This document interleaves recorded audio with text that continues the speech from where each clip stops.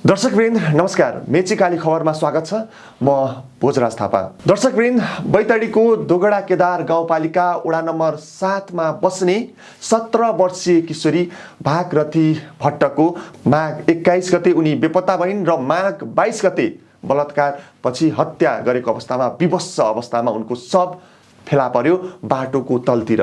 तपाईले दृश्यमा देखिरहनु भएको छ, यही ठाउँमा फेला परेको थियो उनको मृत शरीर।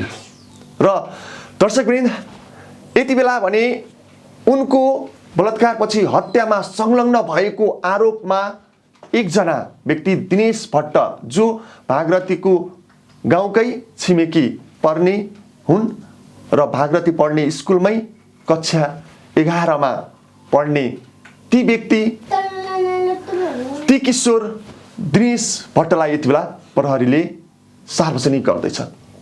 अबको एकैछिनमा 1 घण्टामै प्रहरीले ती व्यक्तिलाई सार्वजनिक गर्दैछ दर्शकवृन्द। र यसै सन्दर्भमा यस घटनाको बारे रिपोर्टिङ गर्नका लागि म घटना घटेको 4औं दिनमा बैतडी पुगेको थिएँ। भागरथीको जन्मस्थल भागरथी हुर्के बढेको घरमा पुगेको थिएँ। भागरथीको घटना घटेको त्यो सब फेला परेको त्यो स्थानसम्म पुगेको थिएँ। त्यहाँबाट केही सामाजिक अभियन्ताका भनाइहरू तपाईहरुमा आज राखेको थिएँ, घर परिवारका कुराहरू तपाईहरुमा आज राखेको थिएँ। र त्यहाँबाट मैले रिपोर्टिङ गरिरहँदा मैले लेखेको पनि थिएँ र मैले त्यहाँ भनेको पनि थिएँ कि कोही नजिकैको मान्छे हुन सक्छ, टाढाको पक्कै होइन भन्ने हामीलाई लागेको कुरा थियो। र त्यहाँका केही सामाजिक अभियन्ता, त्यहाँका गाउँलेहरूलाई पनि त्यस्तै कुरा लागेको थियो दर्शकवृन्द।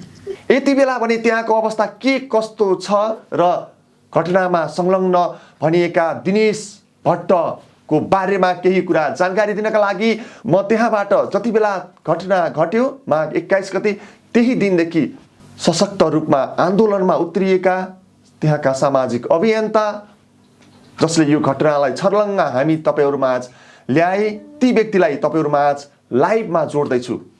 के छ त्यहाँको अवस्था, दिनेशको बारेमा थोरै कुरा उहाँबाट बुझ्ने प्रयास गर्दैछु।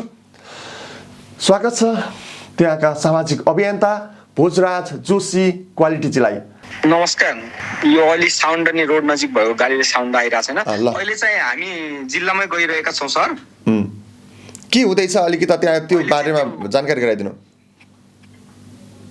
हजुर, अहिले चाहिँ त्यो दिनेश भट्ट भन्नेलाई पक्राउ गरेको छ हैन। त्यो पनि त्यही सनातन धर्मवादी 11 पढ्ने छात्र हो हैन। हजुर। अब त्यसले चाहिँ पक्राउ गरेको चाहिँ हामीले चाहेको कुरा के हो भनेपछि सत्य र निष्पक्ष छानबिन होस् भन्ने हो। पहिले चाहिँ प्रहरीले पनि सामूहिक रूपमा बलात्कार भएको हुन सक्छ भन्ने कुराहरू गरेको थिए र त्यो मतलब अपराधी हुन सक्छ, त्यो अपराधी होइन भन्ने हामी कदापि भन्दैनौँ। त्यो अपराधी होला र तर पनि त्यसले कसरी गर्यो हाम्रो मतलब भनौँ न दिमागमा हाम्रो मनमा क्वेसन आयो। त्यसले मतलब एकै व्यक्तिले एउटा ठाउँमा मर्डर गरेर त्यसको शव उठाएर अर्को ठाउँमा कसरी लग्यो र कुकुरले अनुसन्धान गरेको कुरा जुन थियो, बाटोबाट त्यो गाडीमा गयो भन्ने कुराहरू थियो, त्यो कसको गाडीमा गयो, त्योसँग अरू को संलग्न थिए, ती सबैलाई कारबाही हुनुपर्छ भन्ने हाम्रो माग हो। र विस्तृत जानकारीको लागि हामी अहिले जिल्ला गइरहेका छौँ। अब कति समयमा ती व्यक्तिलाई प्रहरीले सार्वजनिक गर्दैछ? अब ठ्याक्क अबको 1.5 घण्टामा भनौँ 11 बजे सार्वजनिक गर्ने भनिया छ। अब सत्य तथ्य त्यो भन्दा अरू कुराहरू 11 बजेपछि हामीलाई जानकारी होला। तर अहिले हाम्रो के हो भनेपछि त्यसको फिङ्गरप्रिन्ट होला, त्यो फिङ्गरप्रिन्ट म्याच हुनु पर्यो, अनि त्यो मतलब भेजाइनल स्वाब होला, त्यो डिएनए टेस्ट गरेर त्यो मतलब त्यो हिसाबले त्यतिकै खाली रातारात यही दोषी हो भनेर उ गर्नु भन्दा नि हो दोषी त्यो होइन हामी कदापि भन्दैनौँ। दोषी त्यही पनि हुन सक्छ, तर हाम्रो मनमा लागेका कुराहरू त्यो एक्लैले यो कसरी गर्यो त, यो कसरी भयो, त्यो सबै हाम्रो आम जनतामा लागेका मनमा लागेका कुराहरूलाई प्रहरी प्रशासनले सार्वजनिक गर्दाखेरि मनमा कुनै प्रकारको त्यस्तो आशंका नहोस् भनेर सार्वजनिक गर्नुपर्छ भन्ने हाम्रो माग। मनमा कुनै किसिमको दुविधा शङ्का उत्पन्न नहोस् हैन, पछि गएर फेरि अर्को कुनै व्यक्ति अपराधी हो भन्ने अवस्था नआओस् होइन, जो व्यक्ति हो त्यही व्यक्तिलाई नै ठोकुवा गरेर सार्वजनिक गरिनुपर्छ भन्ने तपाईँहरूको माग हो? एकदमै एकदमै पहिले निर्मला पन्तको जस्तो नहोस् भन्ने हो। निर्मला पन्तलाई पहिले मतलब पक्राउ गर्यो, त्यसपछि होइन भनेर छोडिदियो, त्यस्तो प्रकारको नहोस्। र यदि त्यो साँच्चीकै त्यही अपराधी हो भने कानुनको कठघरामा लिएर त्यसलाई कडाभन्दा कडा कारबाही हुनुपर्छ। र त्यो एक्लो व्यक्तिले यसरी कसरी गर्यो, यो कसरी हुन सक्छ, यो सम्भव, र कसरी के मतलब गर्यो, यो सबै कुराहरू यथार्थ मान्छेले राम्रोसँग बुझ्ने गरेर शङ्का उत्पन्न नहुने हिसाबले सार्वजनिक गर्नुपर्छ र यसमा कुनै प्रकारको चलखेज नहोस् भन्ने हाम्रो माग हो। प्रहरीले सार्वजनिक गर्दै गरेको, अब केही बेरमै सार्वजनिक गर्दैछ, ती व्यक्ति दिनेश भट्ट, उनको बारेमा थोरै जानकारी गराइदिनु न। को हुन् दिनेश भट्ट? दिनेश भट्टको बारेमा जानकारी गराउँदाखेरि त्यो चढे पानी जुन भागरथी बहिनीको घर छ त्यसै घरको नजिकको मान्छे हो र त्यही सनातन धर्म माविमा कक्षा 11 मा अध्ययनरत केटा हो। लगभग 16 देखि 17 वर्ष भयो होला एभरेजमा त्यसलाई। र त्यो मान्छेले त्यस्तो घटना गर्दाखेरि के प्रतिकार त गरेकै होला र त्यस्तो अब के भाव हो त्यो घटनामा मतलब सूक्ष्म अनुसन्धान भाव होला हुन त। र हाम्रो के हो भनेदेखि त्यो घटना एकै व्यक्तिले कसरी गर्न सक्यो र कसरी भयो, त्यो त्यस्तो कुन हिसाबले गर्यो भन्ने हो। त्योमा संलग्न कोही अरू पनि छन् कि कोही छुटिरहेको छैनन्, त्यो अझ पनि अनुसन्धान गरेर कोही छुटुन् भन्ने मात्र हाम्रो चाहना हो। एकजना व्यक्तिलाई, जो सरकारी अहोदामा भएका एकजना व्यक्तिलाई पनि पक्राउ गरेको थियो, उनलाई छाड्यो अथवा के भयो त्यो? उनलाई छोडेको कुरा सर त्यो त थाहा भएन। सायद उनलाई पक्राउ गरेको थियो, सोधपुछमै छन् सायद, त्यसको बारेमा चाहिँ जानकारी भएन। अहिले सार्वजनिक गर्दै गरेको व्यक्ति एकजना मात्रै हो अथवा दिनेश बाहेक अरू पनि कोही छ? अहिले सार्वजनिक गरिरहेको एकजना मात्र हो भन्ने सुनिएको छ खबर, एकजना मात्र हो भन्ने खबर आएको छ। जस्तो तपाईँ हामीले पनि एउटा शङ्का आकलन गरेका थियौँ नि, कोही छिमेकी अथवा कोही नजिकको मान्छे नै हुनसक्छ भन्ने, त्यही नै भयो है? हजुर हजुर त्यस्तै भयो। जस्तो अब त्यो घटना घटेको त्यो जुन बाटो छ त्यही बाटोमा हामीले सब फेला पारेका थियौँ, जहाँ त्यो सब फेला परेको थियो त्यही ठाउँमै घटना घटेको हो अथवा अन्य बाहिरी कुनै ठाउँमा, यो बारेमा के थाहा छ हजुरलाई? मैले सुने अनुसार घटना चाहिँ अर्को ठाउँमा घटाइलेर हो र त्यो मतलब बेहोस भएपछि घिसारेर ल्याइएको हो भन्ने सुनिया थिए होइन। हजुर।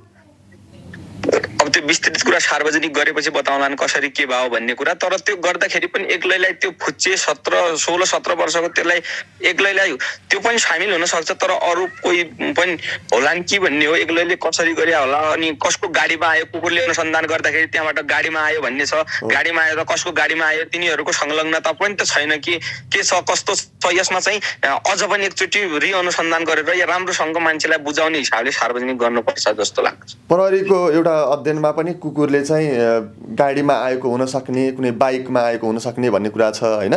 त्यो भाइको चाहिँ त्यो जुन दिनेश भन्ने जो जसलाई अहिले प्रहरीले समातेर सार्वजनिक गर्दैछ होइन, उसको चाहिँ के साधनहरू बाइकहरू केही छ? होइन केही थिएन। त्यो उसरी पोर फ्यामिलीबाट बिलोङ गर्ने मान्छे हो होइन, केही थिएन। उसको भनाइ अनुसार यहाँको प्रशासनको भनाइ अनुसार पहिलेदेखि हाम्रो रेसिपी थियो, मेरो बाजेले यस्तो यस्तो भन्या हो, यस्तो उस्तो भन्ने कुराहरू उसले गरिरहेछ। प्रहरीको भनाइ अनुसार रेसिपीको कारणले हुन सक्ने भन्ने कुरा छ हो। पहिलेदेखि मेरो बाजेले यसको घरमा रेसिपी हो यस्तो उस्तो भन्या हो, म 2-3 वर्षदेखि यसलाई ताकिरहेको थिएँ, त्यो दिन मौका पायो त्यस्तो गरे भन्ने उसले भन्यो भन्ने प्रहरीले भन्या छ अहिलेसम्मको होइन। उक्त दिनेश भन्ने ती व्यक्ति, उसको शरीरमा कुनै प्रतिकार गरेका केही डामहरू, त्यस्तो दागहरू, केही चोटपटकहरू छ हुन सक्छ? त्यो केही छैन सर, अहिले त्यो हामीले देख्न पनि पाएको छैनौँ। अब त्यो अब एकछिनमा त्यसको बारेमा बढी जानकारी त्यहीँ गए थाहा हुने हो। त्यो त्यस्तो के छ भन्ने कुरा अब त्यहीँ गएपछि थाहा होला सर। अब लगभग कति मिनट छ अब प्रहरीले सार्वजनिक गर्ने? कति मिनट, कति घन्टा? अब ठ्याक्क 1.5 घन्टा छ। अब ठ्याक्क 11 बजे सार्वजनिक गर्दैछ। दर्शकवृन्द, मैले अहिले प्रत्यक्ष लाइभमा जोडिरहेको छु बैतडीको दोगडा केदार गाउँपालिकामै बस्ने त्यहाँका सामाजिक अभियन्ता, जसले यो घटना घटे लगत्तै सुरुदेखि नै न्यायका लागि आवाज बुलन्द बनाइरहे ती युवाहरूको एउटा जमात मध्ये एक सामाजिक अभियन्ता भोजराज जोशी क्वालिटीलाई र उहाँको भनाइलाई म तपाईँहरूमाझ राखिरहेको छु। भोजराजी, अब अन्त्यमा तपाईँलाई तपाईँको मनमा लागेका कुराहरू, अब तपाईँहरू जसरी यो आन्दोलनमा जोडिनुभयो सुरुदेखि नै होइन, तपाईँहरू के कुन निष्कर्षमा पुग्नुभयो?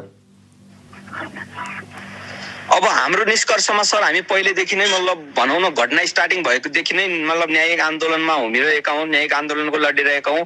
हाम्रो भनेको के हो भने दोषी नउम्कोस् र निर्दोष नफसोस् भन्ने चाहनाको हिसाबले हामी लागिरहेका हौँ। र अझ पनि हाम्रो त्यही हो, जो पनि दोषी छ त्यसलाई कडाभन्दा कडा कारबाही हुनुपर्छ। त्यही जो प्रक्रिया छ दिनेश भट्ट त्यही पनि दोषी हुन सक्छ, तर मान्छेलाई क्लियर गरिदिनु पर्यो कि यसले यसरी गर्यो, त्यो टाइममा मतलब बलात्कार मतलब यसरी गर्यो, मारेर यसरी फाल्यो, मान्छेले बुझ्ने गरेर त्यो सार्वजनिक हुनुपर्छ। र त्योसँग संलग्न अरू कोहीलाई मतलब बचाइरहेछ, केही त्यस्तो चलखोल भइरहेछ भने हामी कदापि छोड्ने छैनौँ। आन्दोलन झन् उग्र हुन्छ र सत्य तथ्य छानबिन होस् र मतलब दोषीलाई कारबाही होस्, निर्दोष नफसोस् भन्ने मात्र हाम्रो चाहना हो सर। हजुरसँग एकैछिन पछि फेरि पनि लाइभमा जोडियौँला है। जति बेला ती जो पक्राउ परेका व्यक्ति दिनेश भट्टलाई सार्वजनिक गर्नेछ प्रहरीले, त्यसपछि पनि फेरि एकपटक हामी लाइभमा जोडियौँला। अहिलेलाई भने समयको लागि तपाईँलाई धेरै धेरै धन्यवाद भोजराजी। धन्यवाद सर। दर्शकवृन्द, हामीसँग प्रत्यक्ष लाइभमा हुनुहुन्थ्यो त्यहाँका सामाजिक अभियन्ता जसले यो घटनालाई सुरुदेखि नै निहालिरहनु भएको छ र सशक्त आन्दोलन त्यहाँबाट गरिराख्नु भएको छ भागरथीको न्यायका लागि। र उहाँका केही भनाइहरूलाई तपाईँहरूमा स्थान दिइराख्दा दिनेश भट्ट जसलाई प्रहरीले अहिले पक्राउ गरेको छ, कि तिनै व्यक्ति मात्र यो घटनामा संलग्न थिए अथवा त्यो बाहेक, ती व्यक्ति बाहेक अर्को दोस्रो व्यक्ति पनि कोही थियो त? प्रहरीको अनुसन्धान कुकुरले देखाएको केही सङ्केतमा भनिएको थियो कि घटना घटाइसकेपछि फर्कने बेला कुनै साधन अथवा बाइकमा ती व्यक्ति गएका थिए भनेर भनिएको छ। र उहाँको कुरा सुन्दा र ती व्यक्तिको अवस्था हेर्दा ती व्यक्तिसँग बाइक छैन, एउटा गरिब परिवारको व्यक्ति, ती व्यक्तिसँग बाइक छैन। कसको बाइकमा उनी आए त? कसले दियो त बाइक उनलाई? अथवा कुन साधनमा उनी आए त? कुन गाडीमा उनी आए त? त्यस विषयमा पनि अनुसन्धान हुनुपर्छ भन्ने हामीलाई लाग्छ। र एकजनाको मात्र मिलेमतो छ अथवा ती दिनेश बाहेक अन्य दोस्रो व्यक्ति पनि कोही छ, यसबारे पनि छानबिन होस्। र यसरी प्रहरीले अहिले निकै छोटो समयमै भनौँ एउटा सफलता हासिल गरेको छ। यसका लागि म प्रहरी प्रशासनलाई धेरै धेरै धन्यवाद दिन चाहन्छु। र जसलाई, जुन व्यक्ति दिनेश भट्टलाई प्रहरी प्रशासनले सार्वजनिक गर्दैछ, ती व्यक्तिलाई प्रमाण स्वरूप सार्वजनिक गरियोस्। ती व्यक्तिले नै घटना घटाएको हो भन्ने प्रमाण स्वरूप सार्वजनिक गरियोस्। यहाँ निर्दोष नफसोस्, दोषीलाई उन्मुक्ति नहोस्, हामी यही चाहन्छौँ। दर्शकवृन्द, मेची काली खबरका लागि म भोजराज थापा बिदा हुन्छु। धन्यवाद।